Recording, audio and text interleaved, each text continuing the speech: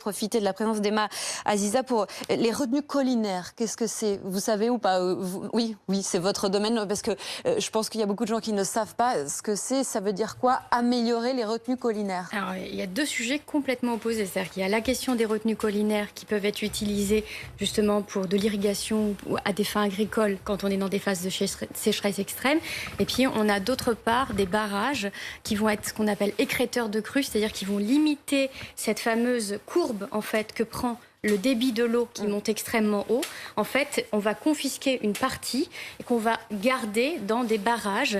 Et c'est le cas, par exemple, sur la ville de Sommières, qui est une des villes les plus inondables dans le Gard, où on a construit 3 barrages en amont pour essayer de retenir un maximum l'eau. Mais on a là 2 sujets complètement différents. Je voudrais juste revenir sur 2 choses. Valrogue, en fait, c'est un village qui est extrêmement connu des experts des risques naturels, parce que c'est là qu'on retrouve le plus grave événement hydrométéorologique que l'on a pu recenser dans l'histoire.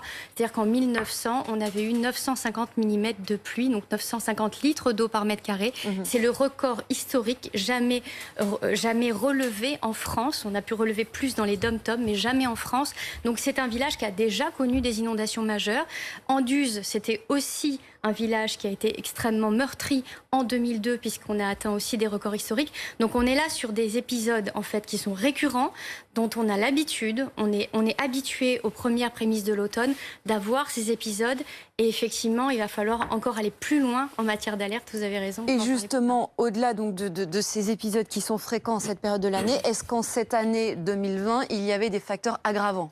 Oui, le premier facteur aggravant, c'est la température de la mer, puisqu'on a vu vraiment cette canicule automnale qui était présente la semaine dernière.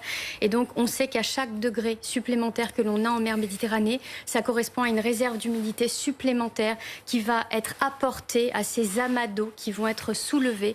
En fait, c'est vraiment cette masse d'air chaude qui va venir se confronter à cet air froid en altitude qui est apporté par les fronts froids d'Arctique aux prémices de l'automne, c'est-à-dire durant la période d'équinoxe. On est vraiment sur cette première arrivée d'air froid qui se confronte à cet air chaud. Et là, on va avoir vraiment un panache orageux monumental qui devient extrêmement dangereux quand il est stationnaire. C'est ce qui a été le cas. Et effectivement, à ce moment-là, on bascule d'une situation où on peut avoir quelques éclairs et une situation d'orage classique à une situation qu'on ne maîtrise plus et qui s'emballe complètement, ce qui a été le cas sur la zone.